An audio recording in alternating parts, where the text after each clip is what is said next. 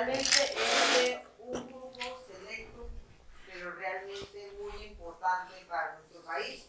Así que agradecemos que hayan aceptado nuestra invitación a esta presentación de las perspectivas económicas para el año 2023.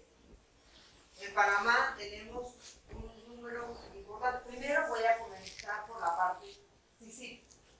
CICIP no es un gremio, para los que no nos conocen. CICIP es un think tank que pretende o que su misión es realmente influenciar el quehacer económico de nuestro país en todo su aspecto.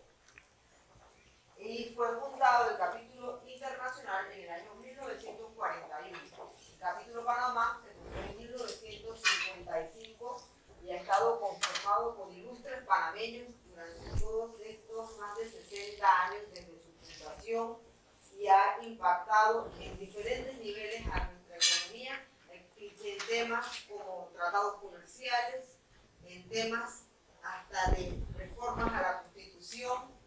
Realmente por los años participaron en la reforma del 72 de la Constitución y yo estoy segura que Salvador Sánchez nos puede decir muchísimo más de lo que yo les puedo contar en este momento sobre CICIP. Pero quisiera sobre todo comenzar este año 2023 con una nueva dinámica para la organización en general. El grupo ha siempre intentado influenciar en temas de interés, sin duda en temas económicos, pero en temas como la caja del Seguro Social. Y por supuesto que me lo voy a tomar a pecho, porque si estoy persiguiendo los dos lugares, me lo voy a tomar a pecho. Pero también vemos en el tema de energía eléctrica, temas hasta de corrupción, que también se analiza cómo se pudiese evitar en lo máximo este flagelo que nos está afectando a nivel no solamente nacional, sino nuestra proyección internacional y nuestras proyecciones de crecimiento. Por supuesto que no voy a dar por fuera tampoco mi corazoncito del Sindicato de Industriales de Panamá, que le agradezco a mi presidente que esté aquí, y sin duda al Consejo Nacional de la Empresa Privada, que también nos acompaña Rubén, pero de paso Rubén también es miembro de CICIP, así que eso nos ayuda, sí, tenemos un poco de influencia también por esa parte. Nos acompañan obviamente expresidentes de diversos gremios y personas que realmente son importantes en cada paso que da nuestro país. Así que, ante todo, una cordial bienvenida.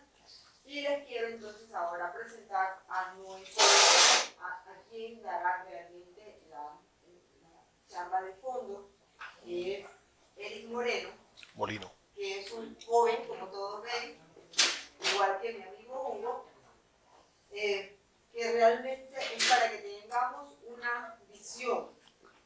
Yo voy a decir que fresca, pero es para que tengamos otra perspectiva. Yo voy a hablar voy a decirlo por mi generación, que no es que no tengamos una imagen activa, pero qué tal si escuchamos también cómo lo ven desde un ámbito más joven. Porque quizás estamos acostumbrados a verlo siempre con la misma óptica, porque tenemos 10, 15, 20 años de estar viendo lo mismo y todavía pensamos en el análisis anterior. Y digo porque me pasa mucho en el propio CICIP, a donde me dicen, bueno, pero es que eso ya lo hicimos en el año 1982, lo hicimos en el 75, lo hicimos. Sí, pero tiene que haber una variable. Entonces eso es lo que esperamos en este momento, y para CICIP esta es la primera reunión de asociados de este año. Tenemos proyectada la segunda reunión de asociados para el mes de febrero, y también estaremos viendo entonces específicamente el tema de la caja del Seguro Social. El doctor Eric Molino Ferrer es economista con más de 10 años de experiencia en finanzas corporativas, habiendo desempeñado puestos ejecutivos en construcción, logística, energía, saneamiento industrial y servicios financieros.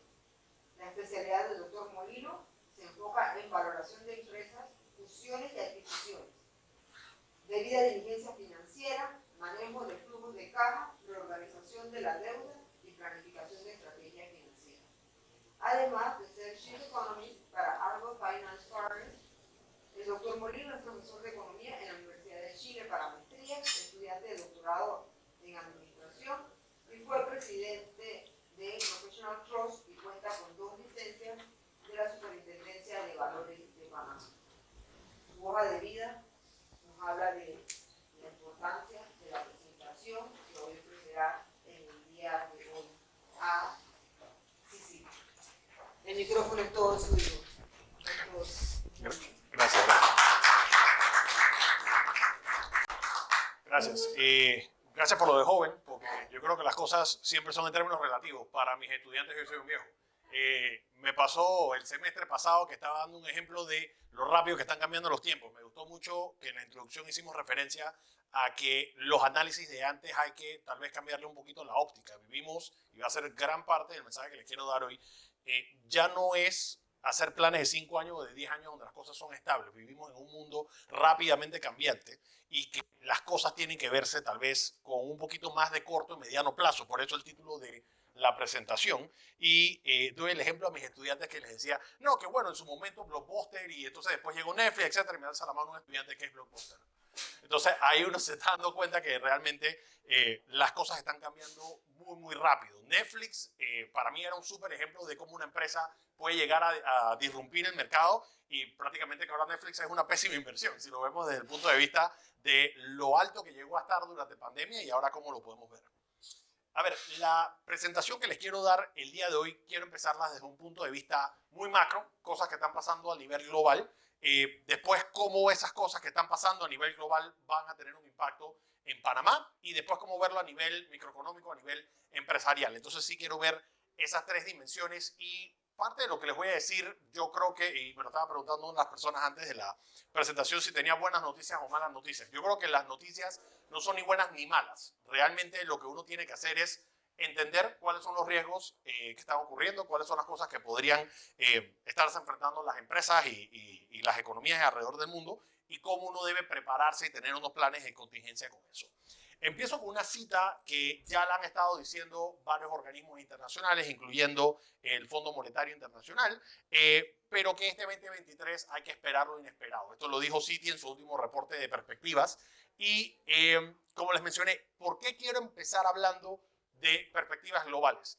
Ya nosotros no podemos pensar en un mundo tan interconectado financieramente que lo que le pasa a un vecino va a estar totalmente aislado a lo que nos pasa a nosotros.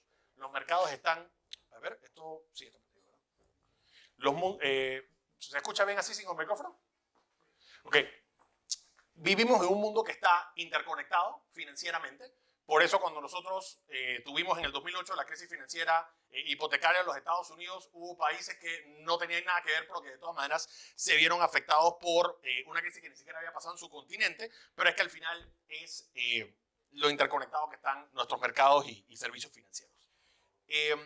El primer punto al que quiero, digamos, empezar y va a ser, digamos, el punto de partida en nuestro análisis es que hay una diferencia importante entre qué es riesgo y qué es incertidumbre. Parecen sinónimos, pero riesgo véanlo como si fuese un juego de ajedrez en el que, a ver, yo hago un movimiento y mi contrincante puede hacer diferentes opciones o diferentes contraataques. Sin embargo, hay una cantidad finita de movimientos que puede hacer mi contrincante.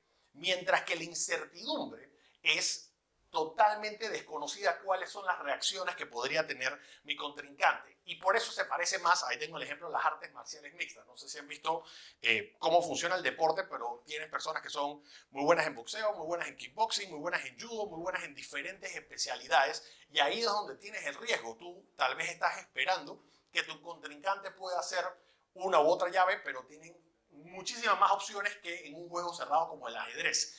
¿Y por qué me gusta esta analogía? En ajedrez tradicionalmente gana el que está mejor preparado, pero no necesariamente pasa esto en artes marciales mixtas. De hecho, hay muchos underdogs ganando este tipo de competencias precisamente porque no sabes cuál va a ser la reacción de tu contrincante. Y digamos, la administración de riesgos están los instrumentos que hemos utilizado toda la vida en los mercados financieros, contratos a futuro, futuros, los seguros, acuerdos legales, diferentes estilos de cobertura y de hedge. Pero la administración de lo que ahorita se está hablando en estrategia para un mundo que está rápidamente cambiando, lo que llaman en inglés deep uncertainty, en ahora los journals de estrategia, tiene todo un área que ahora se llama Strategic Improvisation. Ya ni siquiera estamos hablando de Strategic Planning. Están diciendo, el mundo está cambiando tan rápido que no vale la pena sentarse a ver qué es la mejor opción. Hay que mejor actuar primero e ir viendo cómo voy a ir modificándome en el camino. Así que ahí ya un pequeño cambio de chip para empezar la presentación. Quise hacer un compendio de diferentes ópticas que están teniendo los diferentes bancos de inversión, diferentes think tanks, porque digamos, a principios de este año ya han soltado la mayoría de los bancos internacionales, BlackRock, Goldman Sachs, Bank of America, Citi, y traté de recopilar cuáles eran, digamos, los no riesgos, pero incertidumbres más grandes que están viendo a nivel internacional. Estos son los 5 principales que yo veo basado en estos reportes. Uno, ¿qué pasa si empezamos con un conflicto bélico entre China y Taiwán? No se sabe necesariamente si podría ser, digamos, este año o en mediano plazo, pero ciertamente es una cosa que está en el back burner. Lo que ya han empezado varios expertos a categorizar como una Guerra Fría 2, en el sentido de que, claro, con el escalamiento en la guerra en Rusia y tratar de aislar a Rusia del resto de las economías de Occidente, nos hemos empezado a dar cuenta que hay economías que han empezado a aumentar su comercialización con Rusia y a costa de la insatisfacción de Estados Unidos y muchos países europeos. Y se ha visto ahora que ahorita hay un nuevo equilibrio en cuanto a la política mundial, y eso puede causar una situación de que los países se vuelvan cada vez más aislados, cada vez más nacionalistas, no solamente políticamente, sino también económicamente. Y eso nos brinca a lo que el Fondo Monetario Internacional ahora está hablando del riesgo de desintegración. Estuvimos por décadas hablando de las ventajas de tener comercio exterior y estar total y completamente integrados. Se creó la WTO y una serie de instituciones para eso. Pero ahorita que están los países tratando de tener soberanía alimentaria, tener soberanía sobre su cadena de suministro, los cálculos pueden ser desde una reducción de 0.2% del PIB hasta 7% del PIB mundial. Estamos hablando de que es un riesgo bastante alto, sin sumarle a temas como, yo soy de la opinión que ahorita mismo están tratando de disfrazar una crisis inmobiliaria en China, y evidentemente que yo creo que ahorita los mercados como que no están muy claros en que seguimos teniendo inflación muy alta. Por ejemplo, hoy salió una noticia en el Reino Unido de que están todos felices porque la inflación cayó, pero la inflación sigue en 10.1. Yo no sé cómo eso es una buena noticia, pero yo soy de la opinión, y digamos, nuestro research nos ha dicho que es evidente que la inflación va a seguir siendo un problema en el mediano plazo. Esta gráfica les muestra cuánto dinero hay en circulación y cuánto se ha estado inyectando en los últimos 2 años. Si ustedes ahorita sacan $5 de su billetera, 4 fueron impresos en los últimos 2 años, para que entendamos cuánto es el dinero que se ha impreso en circulación. Esto ni siquiera cuenta los dineros que están en cuentas de plazo fijo, esto no cuenta los assets del Fed, pero es en su enorme mayoría la política de estímulo fiscal que ha estado haciendo Estados Unidos y que se ha estado tratando de hacer para que, entre comillas, de cierta manera ayudar a su población, pero que están causando directamente inflación.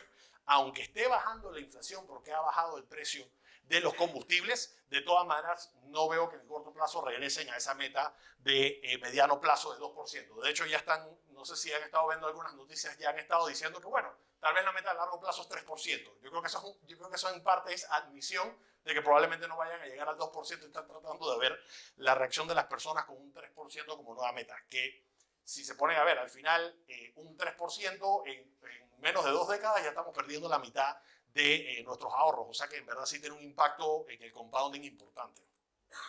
Aquí ven, por ejemplo, solamente para que tengan la analogía de la crisis del 2008, estos son los activos que tiene el Banco Central de los Estados Unidos, que si ven llegó a un punto máximo y está en la caída. Ahí es lo que empezamos a ver ya el efecto del quantitative tightening, pero que todavía no es ni cerca de lo necesario que tiene que hacer para tratar de reducir la inflación. En el 2008 se pasó de $1 trillón a $2 trillones para tratar de darle esa liquidez a los mercados, y se hizo un movimiento parecido en la crisis del 2008, del 2020. Si lo pueden ver, pasamos de 4 trillones a $8 trillones en muy poco tiempo. O sea que por un lado hay liquidez en los mercados, no es necesariamente los problemas que vamos a tener en el 2008, pero tenemos suficiente todavía dinero en circulación que nos hace pensar que la inflación no va a dejar de ser un problema por lo menos en los próximos 2 años.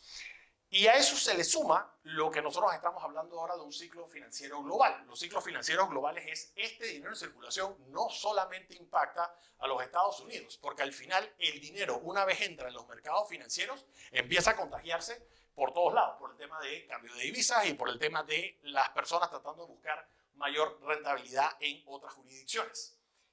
Y incluyendo otros tipos de activos, como por ejemplo aquí tienen una correlación que se ve muy clara y directa entre los mortgage-backed securities, estos títulos de valor respaldados por hipotecas que fueron parte central en la crisis del 2008, y nosotros vemos cómo el aumento en las posesiones que tenía la Reserva Federal, la línea que están viendo ahí, hacia el final es el 2020, y obviamente empezó hasta un poquito antes del 2020 la compra de mortgage-backed securities por parte del Banco Central. Ahora que han empezado a vender, ha empezado a haber una caída en los precios. Entonces, esto es peligroso, no en el sentido de que vamos a tener una crisis inmobiliaria como la del 2008, pero ciertamente vamos a empezar a tener, digamos, un poquito de presión en el sector inmobiliario que al final no le beneficia a nadie.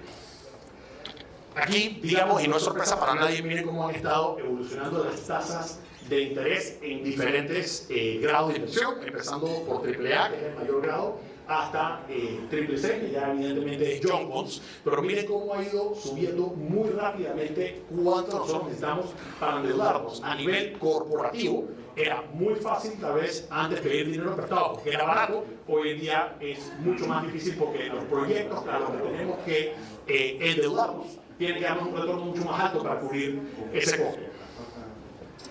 Y no solamente está pasando en proyectos que necesariamente son malos grados de inversión. De hecho, aquí en esta gráfica, que es una de las cosas que nosotros normalmente medimos, es cuánto es la diferencia entre lo máximo, que es grado de inversión, que es AAA, contra lo que sigue siendo, digamos, el límite entre grado de inversión y Junk Bond, que es BBB.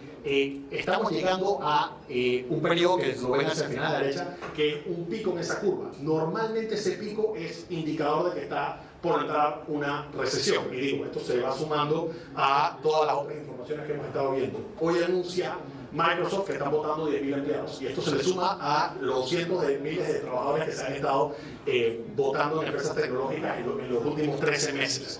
Es que claro, son empresas que crecieron muy rápido con la expansión crediticia, y ahora que hay una contracción de la política monetaria, es que empezamos a ver que ya las empresas no les están rindiendo bien sus fondos.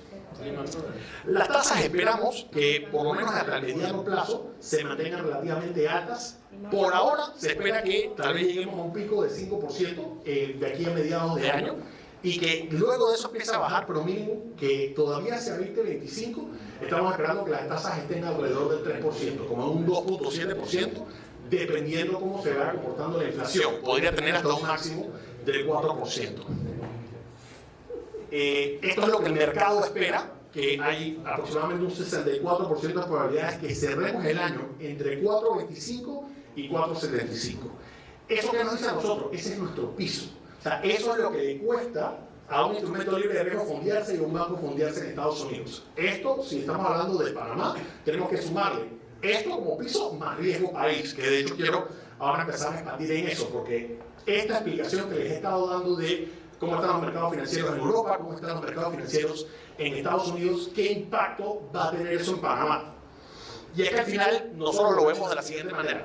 Tienes un aumento en tasas de interés, eso causa una disminución en la actividad económica por varias razones. Uno, los flujos de capitales se repatrian. Cuando tienes bajas tasas de interés, empieza a haber mayor inversión extranjera directa porque es barato pedir prestado y me voy a un lugar donde me da mayor rendimiento. Cuando aumenta la tasa de interés pasa lo contrario, prefiero tener mi capital en un lugar donde es en teoría menos riesgo y que me da mayor rendimiento. Eso nos va a causar acá en América Latina, sobre todo Panamá, disminución de la actividad económica, y que por supuesto eso a nivel local, por lo menos desde el punto de vista de la banca, tiene un aumento directo en la mora y un aumento directo en lo que nosotros conocemos como los non-performing loans, los evidentemente créditos que ahora llamamos vencidos en estructuración, etc. Esto en la literatura está súper documentado, y digamos, a nivel público, que tal vez yo creo que es más importante, evidentemente este aumento de las tasas de interés hace que esta deuda, que se nos ha estado aumentando rápidamente en los últimos años, siga aumentando el rubro de intereses y que eso nos cause a nosotros como empresarios mayor presión porque alguien tiene que llevarse la carga tributaria y políticamente lo más probable es que esa carga vaya hacia el sector productivo y empresarial. Es un argumento, y en este caso, de hecho ya lo he hecho en varias presentaciones, no me parece el argumento correcto decir que, bueno, que lo que pasa es que hay que subir los impuestos porque hay que empezar a invertir más, hay que invertir en carreteras, hay que invertir en hospitales, por supuesto que hay que hacerlo, pero si ven esta tabla, en donde estamos mostrando desde el 2017 al 2022, los cambios en el ingreso y cómo eso se ha comportado con cambios en gasto corriente y cambios en gasto de capital. Y lo que podemos ver es que aunque han habido años donde ha aumentado el ingreso, ha caído el gasto de capital año a año. O sea que no me parece un argumento válido decir es que necesitamos recaudar más porque esa es la plata que necesitamos para invertir. De hecho, lo que estamos viendo es que cuando tienes un aumento en los ingresos, ha habido un aumento en el gasto corriente, que es lo que nosotros conocemos como el gasto de funcionamiento del Estado, las famosas planillas, subsidios, etc. Sigue no siendo sorpresa para nadie que evidentemente los déficits fiscales de nosotros están muy por arriba de la ley de responsabilidad social fiscal, que en su momento debió haber sido 2% o ir bajando. Llegamos a su punto máximo en el 2020, que fue de 10%, y después ha ido cayendo, pero seguimos estando muy por arriba de lo que debería ser para nosotros algo razonable, que es de 2%, y por supuesto que la deuda en relación al PIB ha ido aumentando, pero el problema es que ha ido aumentando en función de qué, porque si nos estuviésemos endeudando, y estas son decisiones que tomamos a nivel empresarial, si nosotros nos estuviésemos endeudando para gasto de capital, es decir, para inversiones, o si nos estuviéramos endeudando para tener cosas que aumentan la capacidad productiva del país, fuese otro argumento, pero ¿hacia dónde está yendo cada dólar? Aquí ven una gráfica desde el 2017 y entendamos que Panamá no tenía acceso a costo de fondeo barato hacia el principio de esta gráfica, todavía no éramos grado de inversión. Nosotros logramos bajar ese porcentaje por cada dólar que nos íbamos hacia intereses y podíamos entonces utilizar ese excedente para invertir más en gasto de capital. Si podemos ver acá en el 2014, donde nosotros tuvimos... acá en el 2013, donde tuvimos el mayor porcentaje de gasto de capital sobre el gasto total. Es decir, cada dólar, 44 centavos se iba hacia inversión de infraestructura, se iba hacia inversión de aumentar la competitividad del país. Y tuvimos ese punto bajo de 9% de los intereses, pero después de ahí fue subiendo. Entonces, el argumento que les quiero hacer ahorita son dos cosas. El primero, hemos empezado de vuelta a reducir el porcentaje de nuestro gasto que va a inversión y hemos aumentado el porcentaje que va a intereses y el porcentaje que va hacia gasto corriente. No es lo mismo endeudarse hace 5 años que las tasas eran mucho más baratas, endeudarse ahorita que las tasas están mucho más altas. Y esta gráfica siempre la pongo en las presentaciones. El argumento ese de con el canal nos basta, me parece un mal argumento. Aquí tenemos entre 2013 y 2021 cuánto era el ingreso que había hecho el canal y cuánto era el costo de la deuda. Y como lo pueden ver, el costo de la deuda es en azul, tenemos mucho más costo de deuda que lo que nos paga el canal en dividendos. Claro, está también el tema de los peajes, pero en los dividendos que paga el canal nos alcanza apenas para cubrir el costo de los intereses de la deuda. Entonces sí, el canal va a empezar a dar más y cada año va a haber, digamos, una presión política para que el canal dé mayores y mayores resultados, pero recordemos que en la medida que sigue aumentando la deuda, este costo de interés va a seguir aumentando. Los expertos hablan que el costo del déficit de la Caja de Seguro Social va a ser 1.000 millones por año.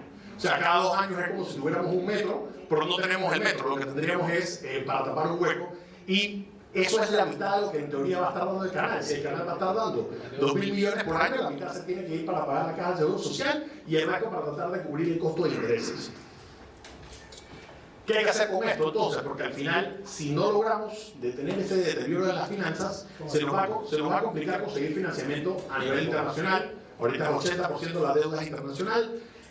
Aumenta la tensión en el presupuesto por el gasto en cosas que son socialmente sensibles, como por ejemplo, venimos con esta historia de que seguimos pateando el Vale Panamá y cada mes decimos lo vamos a renovar. Es año electoral, yo no sé necesariamente si vayan a querer hacer algún cambio a eso. El combustible supuestamente iba a ser hasta a principios de año, lo han seguido postergando. Es una realidad política de que es tal vez no lo más políticamente correcto quitar subsidios durante un año preelectoral, pero es que al final alguien tiene que pagar esa cuenta y al final esa carga la vamos a empezar a ver. Sobre todo porque el INEC dice que no tenemos una inflación tan alta, pero es que al final ese número está sesgado. Ese número está sesgado porque la gasolina está subsidiada.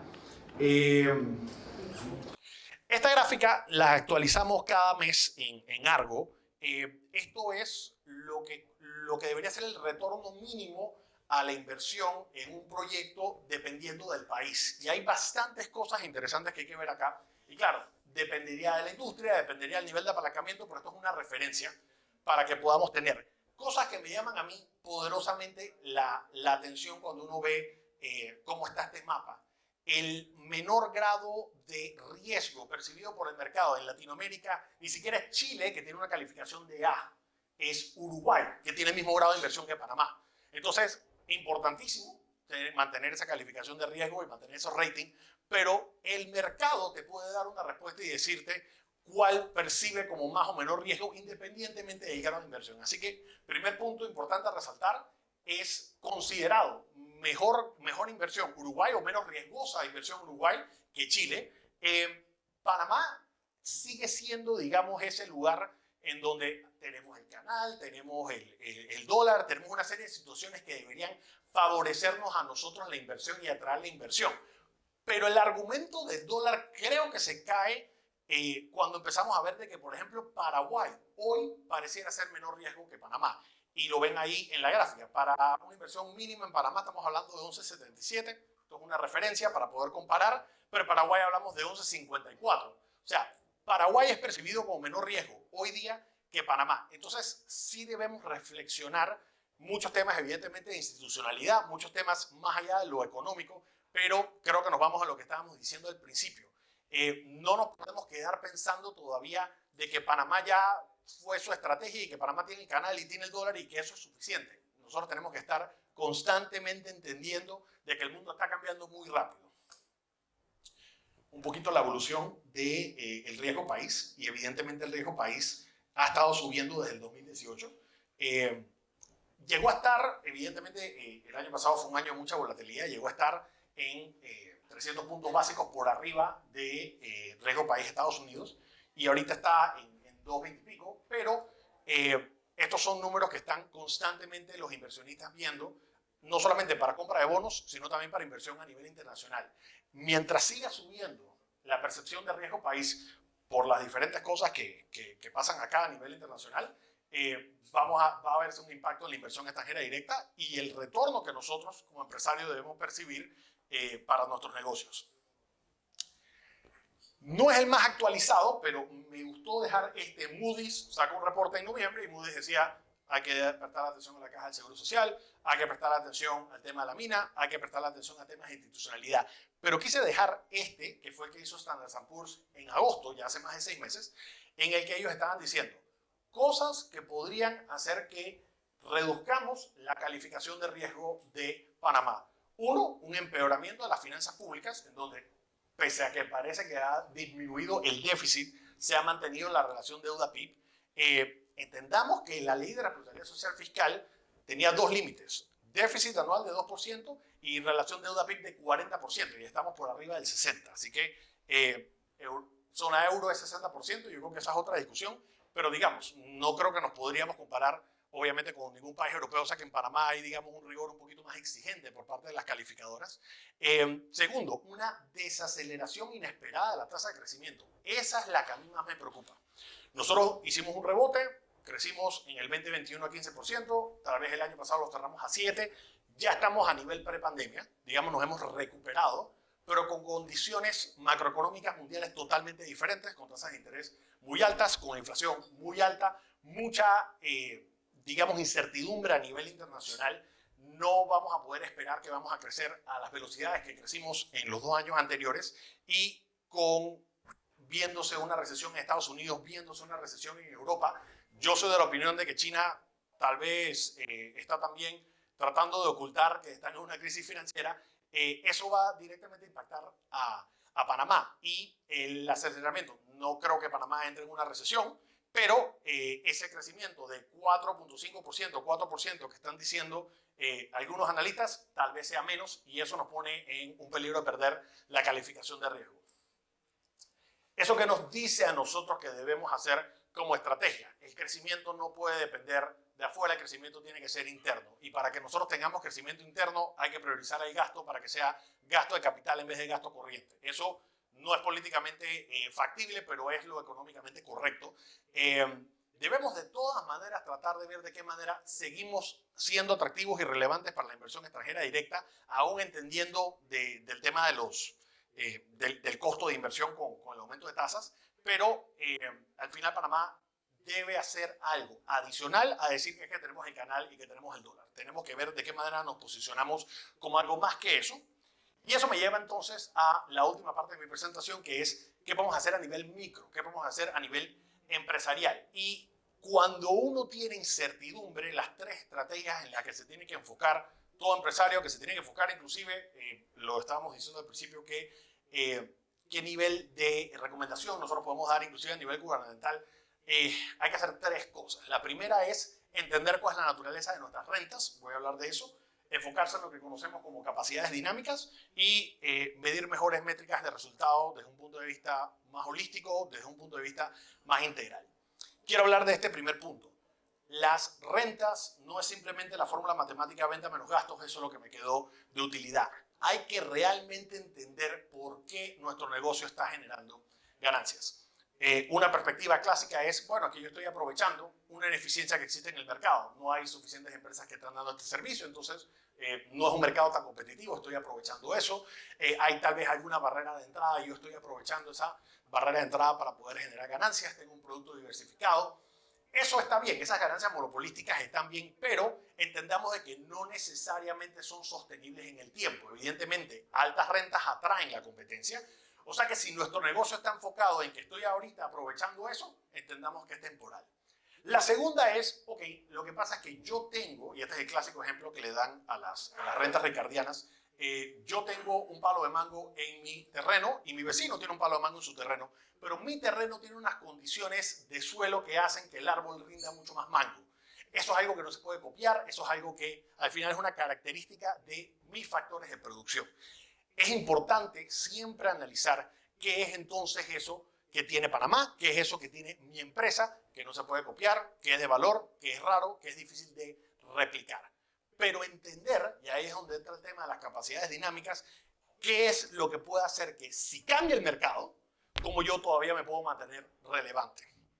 Y por último, en el tema de métricas, que lo voy a profundizar ahorita, yo soy, y creo que he dado varias presentaciones de eso, yo soy de los que siempre le dice a mis clientes, no uses utilidad neta como la métrica absoluta de qué también me está yendo el negocio. Pero eso lo quiero ir expandiendo.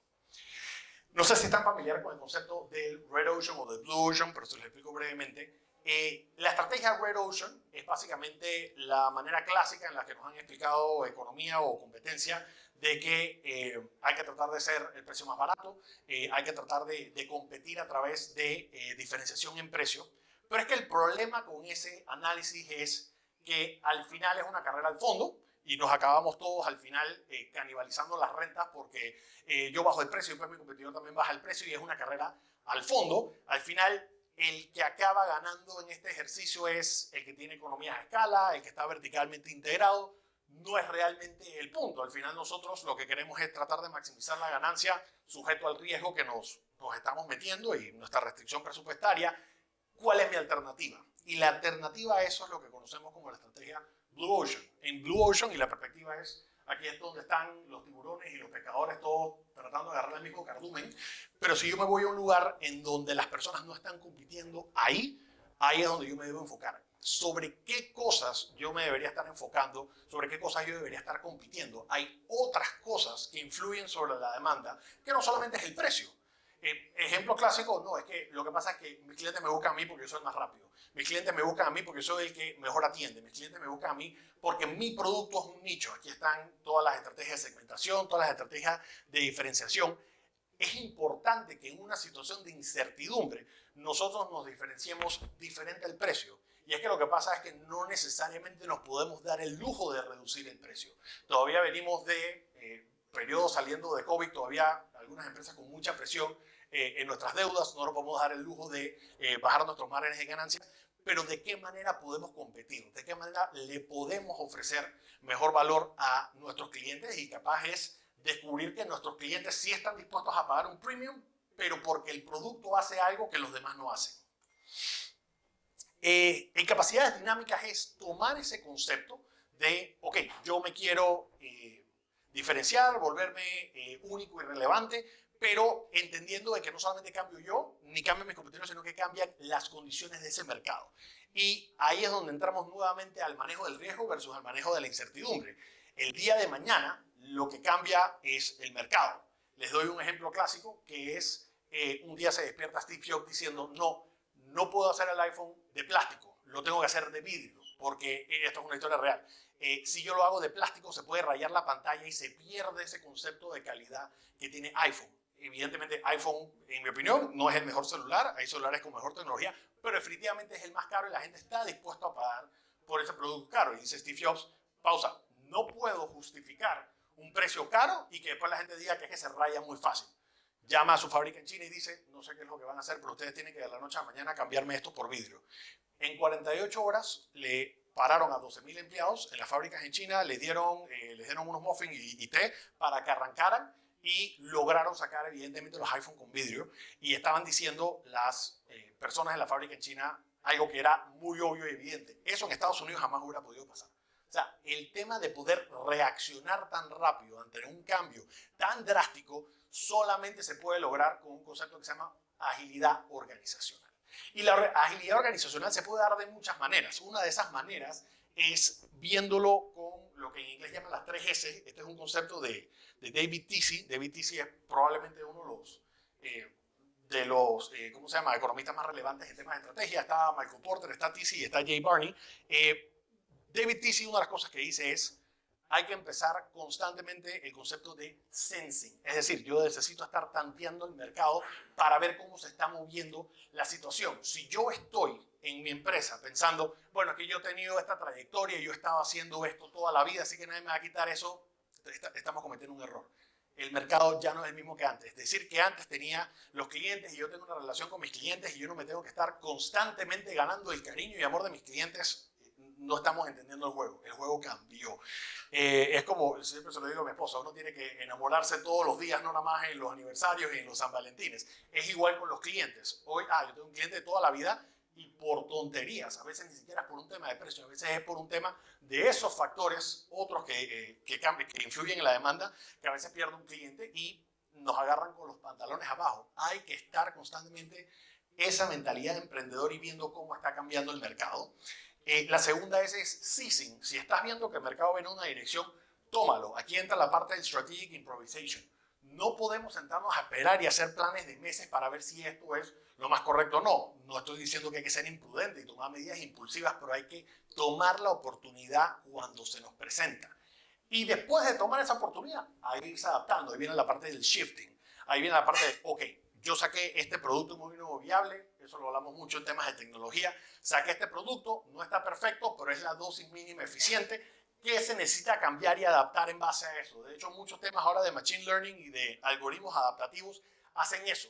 Tú lo tiras y vas viendo cómo va cambiando en la medida de que te da feedback o retroalimentación ese cliente. Entonces, una cosa que quiero que se lleven de mensaje de esta presentación es, para poder adaptarse a la incertidumbre siempre tiene que estar sensing, seizing y shifting. Y así es básicamente como se presenta.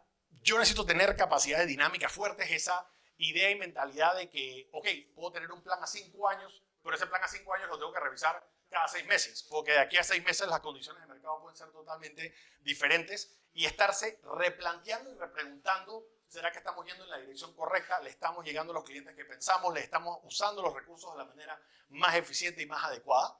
Tener agilidad organizacional, es decir, tengo miembros de mi equipo mirando hacia el día a día, pero gente mirando hacia adelante. Eso es crítico. El otro día dimos una charla de la diferencia entre un controller y un CFO, que al final son puestos que se complementen y de hecho un CFO debería hacer las dos cosas. Uno tiene que mirar hacia adentro y decir, ¿por qué nos estamos gastando tanto en esto? Hay que seguir el presupuesto aquí, hay que hacer una serie de cosas para control empresarial. Pero el CFO también tiene que mirar hacia adelante y decir, ¿dónde están las nuevas oportunidades de inversión? ¿Qué tengo que empezar a hacer? Yo voy a necesitar tanto de fondeo en 1 año o en 2 años para hacer los nuevos proyectos que quiero hacer. Tengo que estar mirando hacia adelante y la meta hacia adelante está cambiando mientras estamos avanzando. Y para poder hacerlo hay que tener la agilidad organizacional. Eso es necesario para abordar la incertidumbre profunda y eso es lo que crea la innovación, eso es lo que crea una competencia dinámica. Una cosa famosa que dicen en la literatura es que la innovación no sale de hacer ejercicios de Lean Six Sigma. Es súper importante, nos hace más eficientes, nos ayuda a reducir costos, pero de ahí no sale la innovación. De ahí no salió el láser, de ahí no salieron los semiconductores. La innovación muchas veces pasa hasta por accidente, pero Google tenía entre las cosas que tenía que hacer con los empleados es 80% de tu tiempo tienes que dedicárselo al trabajo y 20% a proyectos nuevos. Muchos de estos proyectos van a ser basura, no van a servir, pero la innovación sale de que te saliste un segundo a hacer algo diferente. Ahí es donde está la innovación y tienes que asignarle parte de tu tiempo y parte de tu equipo a ver hacia adelante mientras las personas están en el día a día. Alguien tiene que estar pensando hacia el futuro. Y por último, y esta es una cosa que ya también he mencionado, me parece que esto lo dije en una conversación en APEDE, creo que a veces es muy difícil para nosotros separar el yo emprendedor del yo inversionista. A veces tenemos el mismo sombrero y nos cuesta tomar decisiones. Me pasa con clientes que les digo a mis clientes, hey, ustedes están confiados en el crecimiento de su empresa. Por supuesto, mi empresa es lo máximo, tengo 25 años haciendo esto, nadie me gana en esto. Ok, ¿estarías dispuesto tú de financiar el crecimiento de la empresa? No, es que lo que pasa es que hay que pedir la deuda al banco, ya yo me he comprometido mucho en la empresa. Ok, yo lo entiendo, pero es lógicamente inconsistente con el argumento anterior. Si tú estás apostando hacia el crecimiento de la empresa, ¿por qué te cuesta psicológicamente hacer el aporte adicional? Y lo que pasa ahí es, no tenemos muy claro realmente cuánto es la rentabilidad y el retorno que deberíamos estar teniendo sobre nuestra inversión. Y ahí es donde yo empiezo a decir, es que lo estamos midiendo mal. No se debe medir solamente con rentabilidad. Por supuesto que la rentabilidad es importante, pero la utilidad neta no te dice qué es flujo de caja, no te dice el nivel de riesgo, no te dice cuál es el retorno sobre el capital, no te dice ni siquiera si ese es el retorno adecuado a lo que tú estás haciendo en tu industria, no sé si es el retorno adecuado a cómo están las tasas de interés. Un ejemplo clásico, si yo estoy, por ejemplo, y esto nos pasa acá rato en temas de valores, muchos inversionistas no sofisticados nos dicen, ¿cuánto me da un plazo fijo y cuánto me va a dar esto? Porque ese es mi punto de referencia. Para mí el plazo fijo es sin riesgo. Si yo quiero agarrar un retorno mayor, ¿qué tanto riesgo más tengo que tomar? ¿Y cuánto por encima me vas a dar para compensar ese riesgo? Y una de las cosas que están pasando ahorita es que en la medida que han subido las tasas de interés, súper buena oportunidad para renta fija, para comprar deuda. Y no tan atractivo necesariamente comprar títulos de valor más arriesgados, porque me están dando prácticamente el mismo retorno, pero a menos riesgo, algunos valores de renta fija. Entonces, ¿eso cómo se traduce a nuestras decisiones empresariales? A ver, como mínimo, yo tengo que saber cuáles son esos indicadores que yo tengo que estar viendo. ¿Cuánto es el costo que está dándome en promedio mi capital versus lo que me está dando una institución financiera prestado? Si yo estoy teniendo una rentabilidad del 10%, pero me está costando 11%, estoy perdiendo plata. Lo he visto con varios clientes que me dicen, yo no sé en qué momento quedé tan endeudado, yo no sé en qué momento empecé a decrecer en mi patrimonio. Y lo ves clarito en las gráficas cuando haces estos análisis y les dices, lo que pasa es que cada dólar que tú estabas metiendo, sacando de la empresa tenía este costo y esta es la rentabilidad que te estaba dando. Tú pensabas que estabas teniendo una rentabilidad de 10, pero te estaba costando 12. O sea que en promedio estabas cayendo 2%. Lo estabas viendo como que, ok, yo metí tanto y me apalanqué de esta manera. Sí, retorno sobre ese patrimonio te está dando tanto. Pero overall, acabaste en una situación de mayor riesgo para tu empresa y debiste haber exigido mayor retorno porque había mayor... y cuando digo exigiendo mayor retorno, me refiero a la rentabilidad del proyecto. Cuando las tasas de interés son bajas, empiezan a salir muchos proyectos que no fuesen rentables si no hubiese sido por el hecho de que las tasas eran bajas. Y cuando suben las tasas, ese proyecto mágicamente deja de ser rentable. Es lo que nosotros conocemos como los ciclos austríacos en economía, que empiezan a bajar. Creo que mucha gente tal vez es más familiar con el concepto de las burbujas. Empiezan a desinflarse las burbujas cuando empiezan a subir las tasas de interés, pero también empiezas a tener este tema de que muchos proyectos eran rentables cuando las tasas eran bajas, pero que ya no son rentables cuando las tasas empiezan a subir. Así que al final, el mensaje que les quiero dar tal vez en esta charla es, las perspectivas no son necesariamente ni buenas ni malas, pero hay que tomar acción. Les he tal vez presentado un mapa de riesgo, un mapa de incertidumbres, en la que cada una de esas cosas debe tener un plan de contingencia, en el que cada una de esas cosas nos hace a nosotros reevaluar constantemente y ¿cómo se llama? Los invito a que estén cada trimestre, cada semestre, replanteando. Esto fue lo que nosotros habíamos dicho que íbamos a empezar, esta era la meta que nosotros habíamos dicho que íbamos a tener, qué tan lejos estamos de esa meta, se ha movido la meta, hemos tenido que hacer cambios a lo interno. Y sí, al final lo que más importa es tener esa capacidad de constantemente reinventarse y transformarse para ser relevantes. Así que bueno, los dejo para preguntas y gracias nuevamente por la invitación.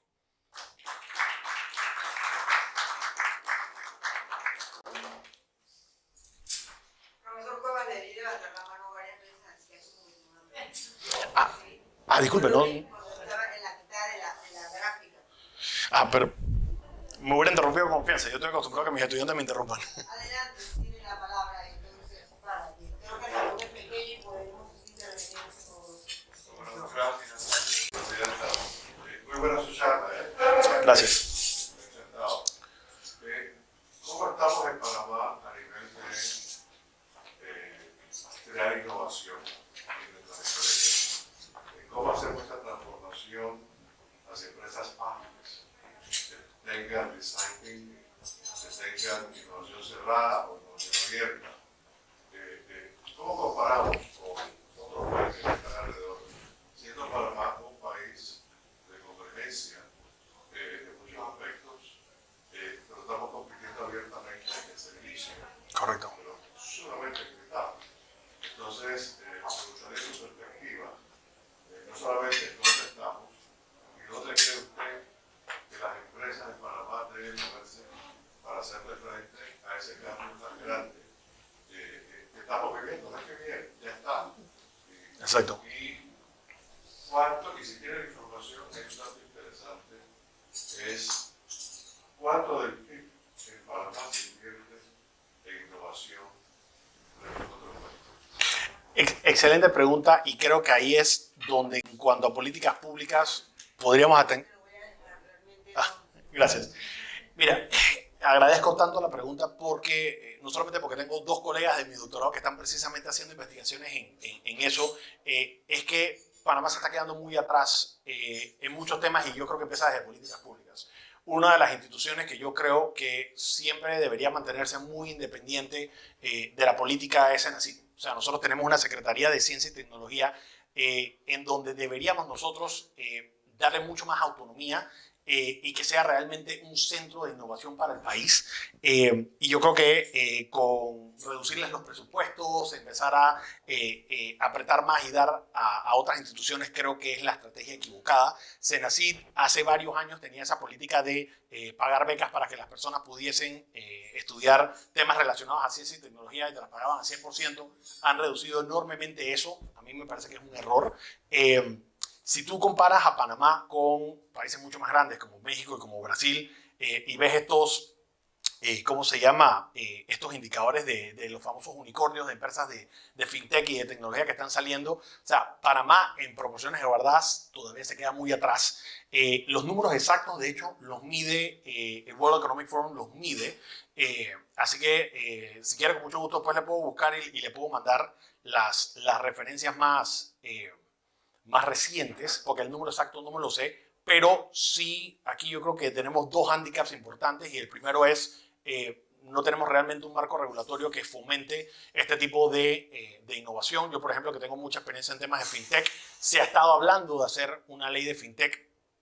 Creo que todavía nos falta todavía entender que sí, por supuesto que tenemos que cuidarnos mucho el tema de blanqueo de capitales, es una cosa que a nivel internacional nos afecta muchísimo la imagen, pero tratar de que eso no sea una cosa que evite la innovación. Tenemos muchos problemas de, por ejemplo, inclusión financiera, y eso nos afecta en la innovación, porque de hecho, si tú le preguntas a McKinsey o le preguntas a Boston Consulting Group, una de las cosas que te van a decir es que en Latinoamérica una de las cosas que se necesita precisamente en tecnología es en temas de inclusión financiera, de open banking, etc.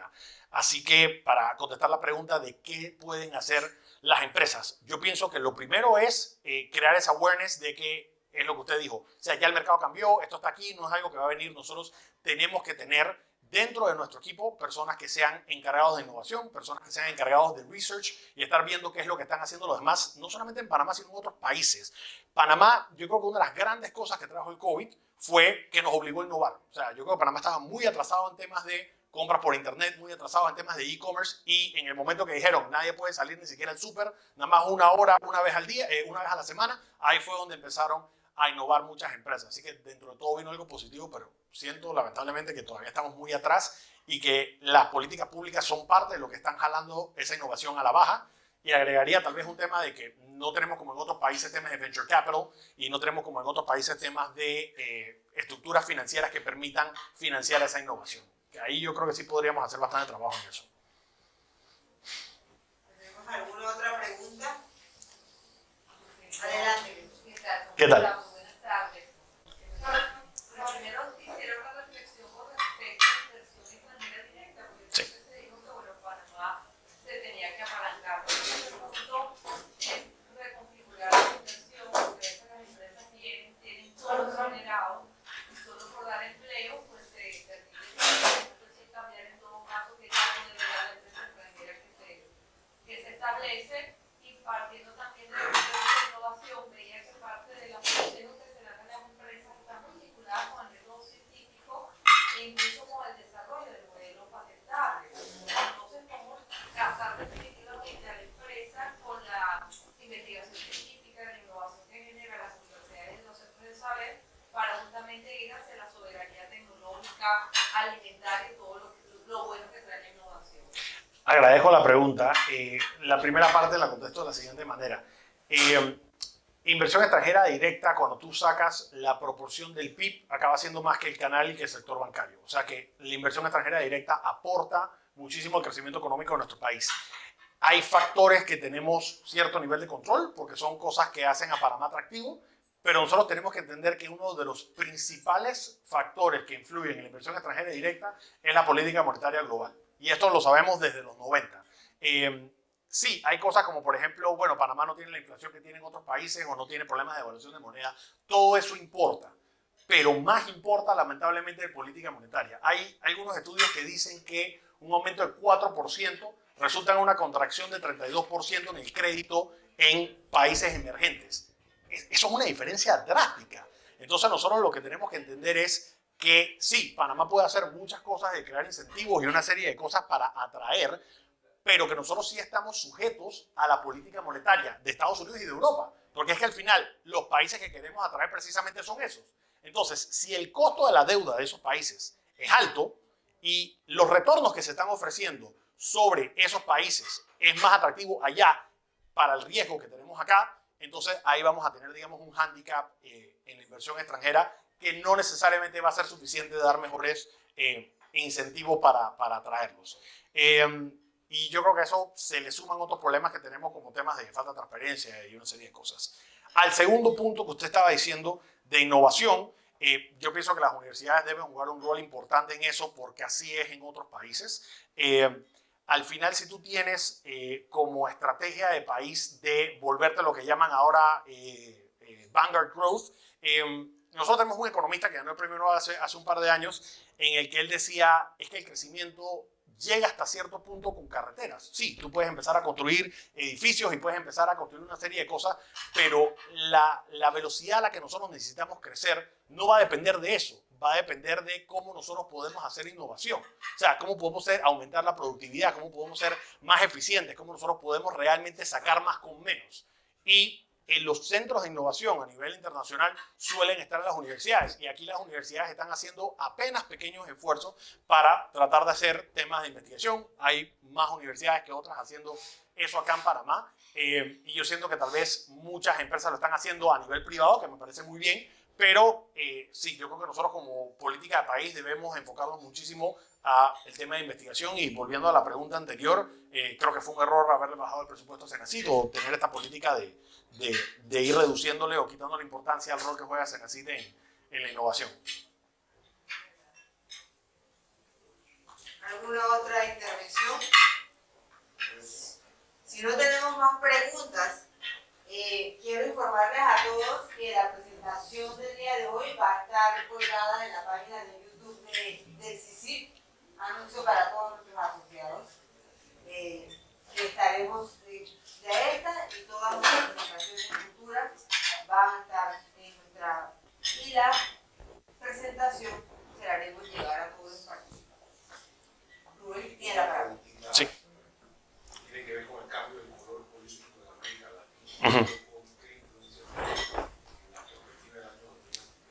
Yo tenía en esta presentación en noviembre y en diciembre como en mi mapeo de riesgo el tema de los partidos muy a la extrema izquierda ganando protagonismo. Afortunadamente, bueno, esta ya es una opinión personal, afortunadamente no sacaron suficientes votos los extremistas, porque entonces no van a estar en la palestra pública a decir cosas. Yo, y creo que lo dije hasta el cansancio el año pasado, la mesa de diálogo la secuestraron. O sea, las protestas el año pasado empezaron siendo un tema de control del gasto, un tema de exigir más transparencia a nivel de gobierno, y de la noche a la mañana empezó a ser un conversatorio sobre modelo económico. O sea, eso secuestraron totalmente el impasse social que había. Y claro, empezaron a decir es que lo que ahora necesitamos es esto y esto. Y yo decía, inclusive una vez me invitaron Sabrina me invitó a Radar a hablar con Richard Morales, y una de las cosas que dije es,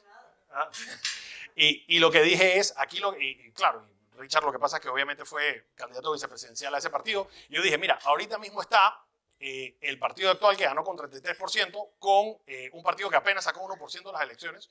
Entonces tenías al 34% decidiendo por el 100%. Esa mesa de diálogo al final no se invitó a la empresa privada, no era representativa. Eso para mí iba a ser un riesgo para el 2023 si este partido seguía, digamos, profesando esas ideas que ya han sido muy populares y han ido ganando en Sudamérica. Así que no es que van a desaparecer, pero creo que han perdido protagonismo. Yo creo que el panameño, viendo tanto migración de países que han salido huyendo a este modelo económico, algo ha calado en el panameño promedio. Así que en ese sentido creo que todavía somos relativamente afortunados. Pero nosotros no debemos pensar, y creo que fue gran parte del objetivo de esta charla, de que nos tenemos que quedar quietos. Tenemos que estar constantemente, salir a defender el modelo económico, salir a defender de que la verdad es que la libre empresa es lo que crea prosperidad, es lo que es realmente inclusivo y democrático. Y digamos, Panamá lo que tiene que hacer es, si todo el mundo se está volviendo rojo en Sudamérica, acá no nos estamos volviendo rojos, vengan a invertir acá.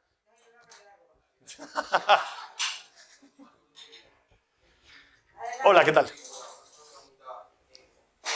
Hablabas al inicio, creo que fue breve, del evento global de Panamá.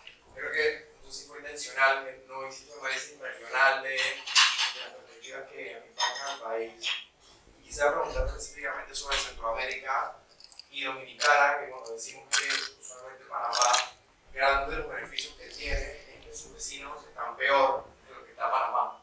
Entonces, si tuviese que decir algo positivo que estén haciendo nuestros vecinos que nos está haciendo quedarnos atrás, ¿qué sería el punto de vista macroeconómico? Porque yo Dominicana está volando en turismo, y una gran cantidad de avances en su ordenamiento jurídico que le está permitiendo posicionarse más allá que el país. Entonces, no sé si, aparte de Dominicana, si me gustaría ir a algunos otros países. Y como su pregunta, el tema China. Creo que también es muy general algo del impacto de China en la región. Hay mucho ocurriendo ahora. Vietnam acaba de renunciar. Eso habla que los partidos comunistas están perdiendo algo de control. Entonces, para mí, un análisis del elemento de China para la región como tal y en particularmente para la región. Excelente pregunta. Empiezo por la primera. Yo sí pienso que Costa Rica está haciendo cosas muy positivas. De hecho, Costa Rica nos ha robado algunos mandados que yo creo que pudieron haber sido inversión extranjera directa aquí en Panamá, pero se le dio a Costa Rica. Y si te regresas a este mapa, a ver, aquí, si te regresas a este mapa, Pareciera ser que Panamá es menos riesgoso que Costa Rica. Costa Rica tiene un problema de no es una moneda tan estable como el dólar. Por ejemplo, uno de los países que tenía la menor inflación, no sé si vieron un listado que sacaron recientemente, de 5 países de Latinoamérica, 3 que tenían la menor inflación eran Panamá, El Salvador y Ecuador. Los 3 tienen el dólar, o sea que evidentemente, pese a que tuvieron inflación, no tienen una inflación tan acelerada como los otros. Pero uno de los que quedó arriba en ese ranking era Bolivia. Y la gente me preguntaba, ¿y esto por qué pasó? Y yo dije, tengo que averiguar porque realmente no sé. Y cuando te vas a ver, era un tema de que tenían suficientes reservas al principio de la pandemia, pero que fueron reduciendo esas reservas y que evidentemente eso se va a convertir en un problema después. Yo creo que Costa Rica está haciendo un buen trabajo en decir, yo no tengo lo que Panamá tiene. Panamá en Centroamérica siempre lo han visto como diferente. De hecho, históricamente también los países centroamericanos solían ser también un solo país. Entonces, ellos sí nos ven como, a nosotros como un poquito diferente porque teníamos el canal y tenemos, entre comillas, la protección de los Estados Unidos. Y ellos dicen, yo tengo que empezar a competir para diferenciarme. Y yo creo que eso es algo que en Panamá, lamentablemente, y aquí quiero hacer una crítica constructiva como panameño orgulloso, estamos acostumbrados a agarrar los mangos bajitos. Históricamente siempre hemos estado acostumbrados de que tenemos 2 océanos, tenemos el canal, tenemos muchas cosas y que las cosas no es que no cuesten, pero se nos han dado relativamente fáciles comparado con países que han tenido. Perú, por ejemplo, me gusta dar ese ejemplo de ha tenido historia de terrorismo, ha tenido historia de defaults en la deuda. Al final, estos países, sabiendo que tienen que esforzarse y salir a trabajar, nos están dando por todos lados. Y yo creo que eso es algo positivo, esa mentalidad de que hay que salir a ganarse las cosas. A nosotros nos hace falta darnos cuenta también de que esto no es como en los mundiales de que esperar que todo el mundo pierda para nosotros pasar. Y solo si alguien le ofende esa analogía con fútbol, pero nosotros tenemos que salir a ganar, no salir a no perder. Y yo creo que eso es algo clave. Y a la segunda pregunta, en China, te lo digo solamente con la crisis inmobiliaria. Esto es un análisis que hizo Citi. 25% del PIB de China tiene que ver con construcción y con desarrollo inmobiliario. 30% de toda la cartera hipotecaria, de toda la cartera, bancaria del sector financiero en China está relacionada a temas de inmuebles y 30% de esa cartera es incobable. O sea, eso va a tener un efecto en algún momento. China, entendamos también que no es una democracia. Entonces, cuando se saca información, es la información de que el gobierno ha validado. Entonces, sacar y decir que crecieron a 3% me hace dudar mucho realmente si en verdad sí crecieron a 3%. Y no es que quiera ser conspiranoico ni nada, pero es una realidad. O sea, ellos mismos han dicho en innumerables ocasiones que sus estadísticas son man-made. Entonces, ahí sí nos hace preocuparnos mucho porque al final no es cualquier país. Es una de las principales potencias mundiales, es el principal exportador del mundo. Cuando nosotros tenemos temas de cero COVID, en China la política de cero tolerancia al COVID, esos cierres causan un efecto colateral en toda la cadena de suministro mundial. Entonces, parte del mensaje que quiero dar acá con el tema global es que hay interconexión y hay riesgo de contagio.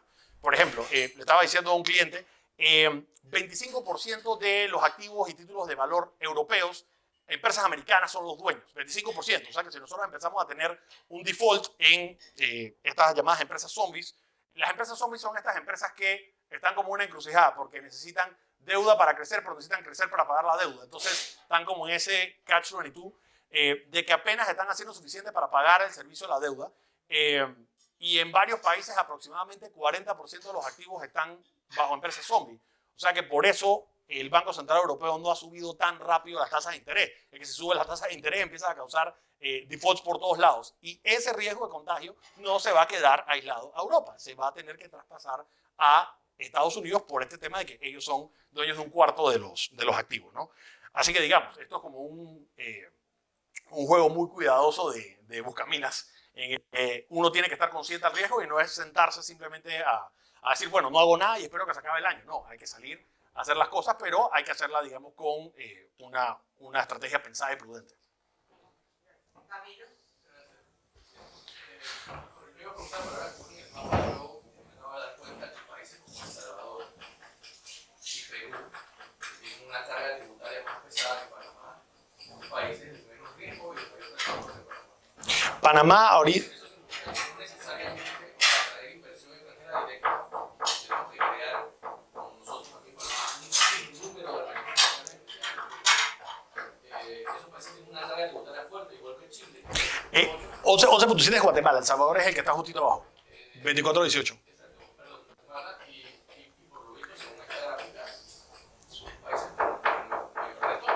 Claro. O sea, al final, y lo que hay que ver acá es que mientras más bajo significa que menor percepción de riesgo, ¿no? Entonces, sí, tú estás viendo un país como Perú que tiene ahorita la inestabilidad política que ha tenido varias veces. O sea, Perú acá rato anda cambiando de presidente.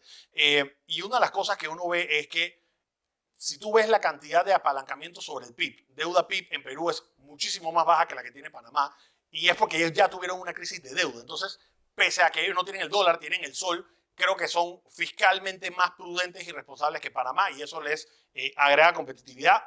No es tanta la diferencia, Panamá, o sea, le sigue Guatemala y Panamá, pero sigue percibiendo el inversionista de que el mercado peruano es más atractivo que Panamá. Yo pienso que también, evidentemente, tienes un tema de recursos naturales que Perú es mucho más prominente que Panamá. A mí una comparación que tal vez me parece interesante es con Ecuador, porque, o sea, Ecuador, que no es grado de inversión, evidentemente, y ha tenido varios problemas de default en su historia, ahí es donde ves una brecha bien grande y donde el dólar no es suficiente para el inversionista extranjero. En Panamá, ponte que es 11,77 y en Ecuador es casi 20%. Al final aquí el mensaje que nosotros tenemos que recibir es Panamá no se puede quedar quieto en esperar que al resto le vaya mal. Que eso de hecho lo dijo Moody's. Moody's dice Panamá sigue siendo grado de inversión porque hay países que están peor. O sea, eso está explícito en el reporte de Moody's. Pero que digamos, eso es una cosa que puede cambiar. Los países que más rápido empiezan a salir del tema de las presiones tributarias de las presiones fiscales de post-COVID, van a acabar ganando la Panamá en el mediano plazo. Así que hay que ponerle un ojo a eso. Dígame. Salvador, tiene la palabra. Usted sabe cómo la mala política en un país puede afectar a la economía, porque ustedes saben funcionar Perú como lo mejor, y ahora yo veo en el periódico que Perú va muy mal en la parte política. No sé si eso le va a afectar a la economía. Sí, por supuesto que al final, si tú empiezas a crear políticas antiempresas, la gente empieza a buscar lugares que sean más safe havens para ellos. Sin embargo, tienes que verlo también desde un contexto histórico y el balance de los poderes. Al final, el, digamos, principal problema político que tiene Perú es en el órgano ejecutivo, pero tiene contrapuesto el Congreso, cosa que no necesariamente es el caso de Panamá. Nosotros tenemos tanto, no voy a decir problemas, porque eso puede ser políticamente insensible, pero digamos, no tenemos, si vas a los rankings internacionales, me voy a limpiar con eso, si vas a los rankings internacionales, tú ves que el tema, por ejemplo, de transparencia judicial, ranquemos de 100 y pico de 141. Entonces, ahí tú dices, hey, no puedo confiar necesariamente en la Corte Suprema de Justicia. No hay necesariamente buena transparencia en la Asamblea Nacional, y entonces tenemos un tema del órgano ejecutivo. En otros países hay más checks and balances, y esas son cosas en las que Panamá yo creo que tiene que estar constantemente trabajando, y esas son cosas que se miden. Si te vas al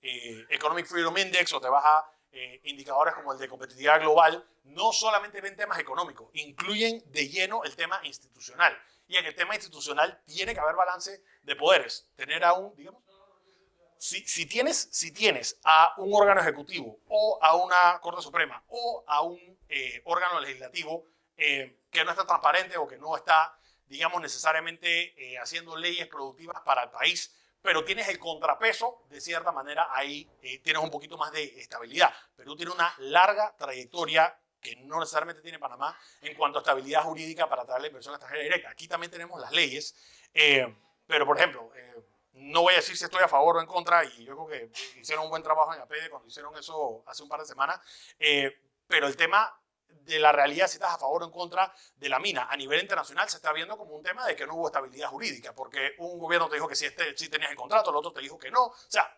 ese tipo de cosas en otras jurisdicciones no pasan así. Entonces, esas son cosas en las que tenemos que trabajar, ciertamente. Sí, gracias. No, y no quiero hacer un aporte en esta pregunta porque me pasó lo mismo. Y comencé a investigar y te puedo comentar que la política económica de Perú, estamos hablando, no ha cambiado. Ellos tienen una política, una visión de futuro, se trazaron un futuro en su tema económico y siguen siendo los mismos funcionarios, cambio presidente, pero ellos siguen estando ahí y están enfocados en lo que tienen que hacer. Entonces yo creo que es una cuestión como que les ha funcionado muy bien dentro del caos que tiene el político. Y sería interesante que nosotros miráramos en ese espejo las cosas que nosotros podemos hacer. Claro que nosotros podríamos tener una visión a futuro,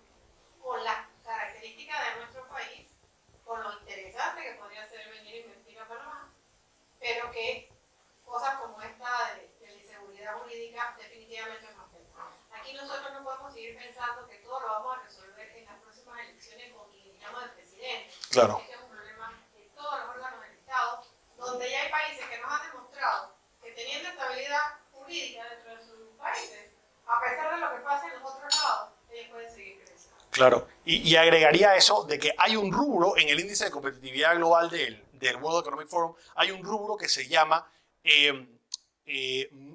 visión de largo plazo de las entidades públicas. Hay un rubro de eso y Panamá rankea muy por debajo en eso, rankea 100 y pico. Ahorita, sorry que no tengo los números tan frescos, pero digamos, son 141 países y ranqueamos de 100 y pico. O sea que realmente no tenemos esa visión.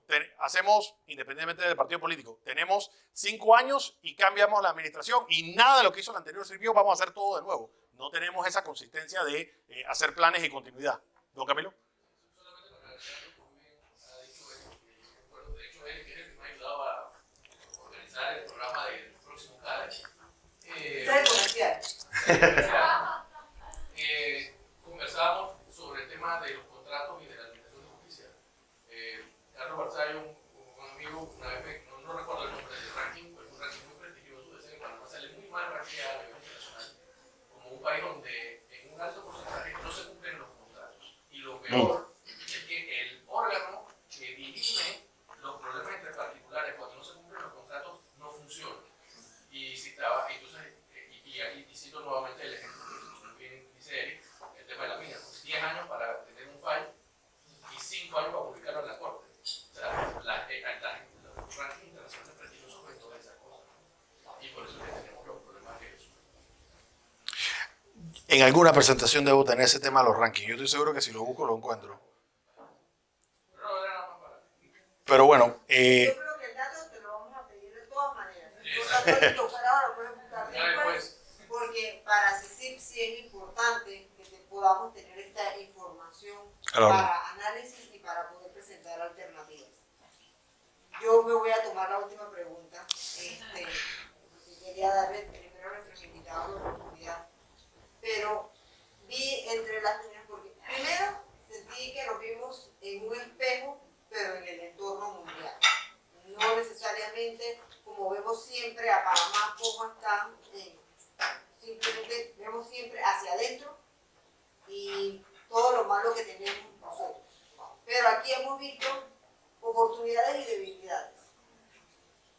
Pero mencionaste específicamente en un punto casi al final que hablaba de no depender de la inversión extranjera directa. Pero resulta que Panamá sí es un alto dependiente de la inversión extranjera directa, la cual se ha visto impactada en los últimos años y específicamente por nuestros competidores más cercanos. Y no estoy hablando de grandes, estoy hablando, por ejemplo, de República Dominicana.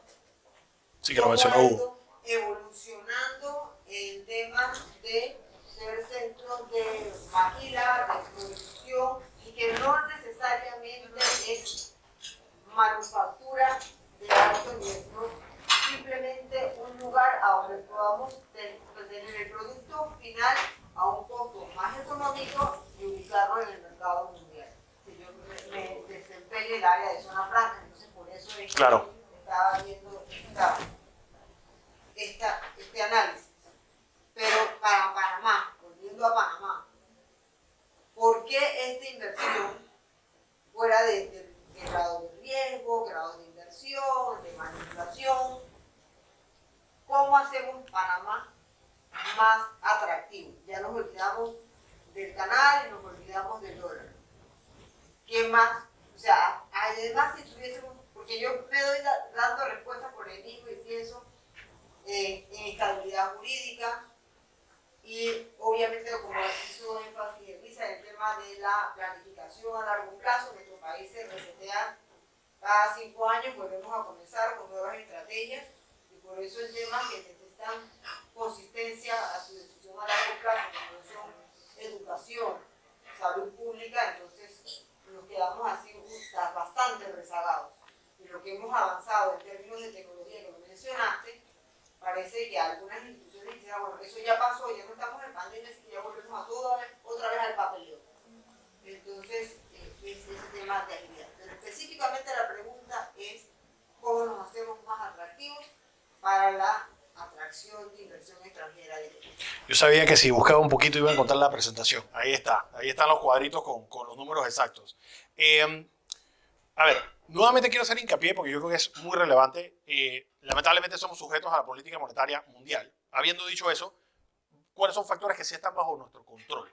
Y yo creo que una de las cosas que nosotros tenemos que enfocarnos es dónde está el mayor retorno con el menor cambio posible. Digamos, buscar ese equilibrio. Y yo siento que hay cositas que son realmente importantes. Aquí, por ejemplo, tenemos, aquí con la fuente, para que lo puedan ver, en mecanismos de control, que son los checks and balances que estamos hablando, el ranking es 110 de 141, independencia judicial 129 de 141, visión a largo plazo, que era la que estamos hablando, 106 de 141, desempeño del sector público 81 de 141, en efectividad judicial ranqueamos 50 de 100, que eso en mi universidad es jefe, integridad gubernamental 38 de 100, se considera, o sea, nos consideramos bajo este criterio un país oprimido en cuanto a ese criterio, y no lo tengo en este cuadro, pero sí también salimos en que lo descontinuaron, de hecho ese ranking que lo hacía el Banco Mundial, que era Doing Business.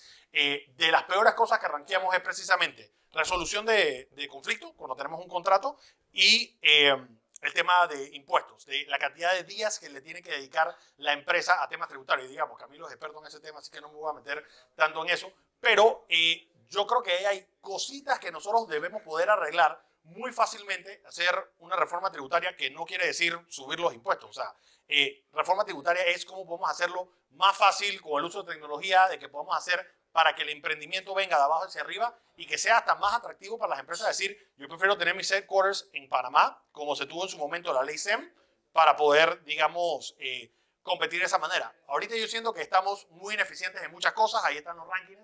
Esto es lo que hay que cambiar. Esto es lo que hay que cambiar, porque si el día de mañana ponemos 10% de 0% de impuestos sobre la renta a las empresas, de todas maneras esto va a seguir siendo un hándicap para nosotros, lamentablemente. Gracias. Te agradezco A la orden. realmente toda la presentación. Me voy a permitir comer. Gracias. Gracias. Realmente agradecemos Esta ceremonia. formalmente que nos hayas acompañado. Realmente es una información muy nutrida. A la orden. Esto se los mando cuando